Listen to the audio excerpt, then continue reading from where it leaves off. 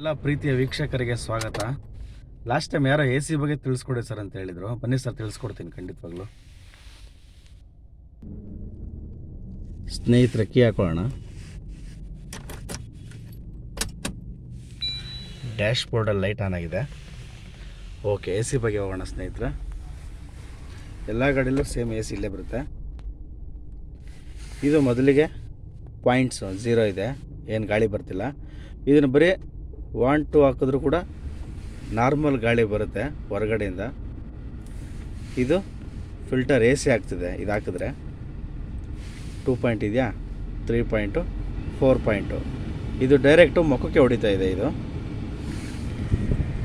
Front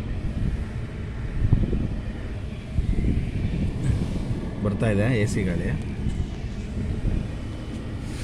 ಕಮ್ಮಿ ಮಾಡ್ಕೊಳ್ಳೋಣ.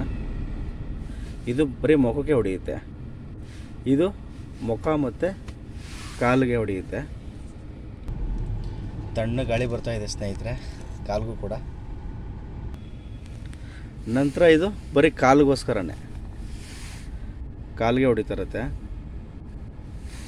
ಇದು ಕಾಲಿಗೆ ಮತ್ತು ಗ್ಲಾಸು, ಕಾಲಿಗೆ ಮತ್ತು ಫ್ರಂಟು. ಈ ಮಳೆಗಾಲದಲ್ಲಿ ಮಂಜು ಕೋಕೊಳ್ಳುತ್ತೆ ಗ್ಲಾಸು, ಆಗ ಹಾಕೋಬೋದು. ಇದು ಇದಕ್ಕೆ ಡೈರೆಕ್ಟ್ ಇದೆ, ಒಂದೇ ಇದೆ. ಫುಲ್ ಕೆಳಗಡೆ ಹಾಕ್ಕೊಂಡ್ರೆ ಡೈರೆಕ್ಟು ಬರೀ ಗ್ಲಾಸ್ಗೆ ಹೊಡೆಯುತ್ತೆ.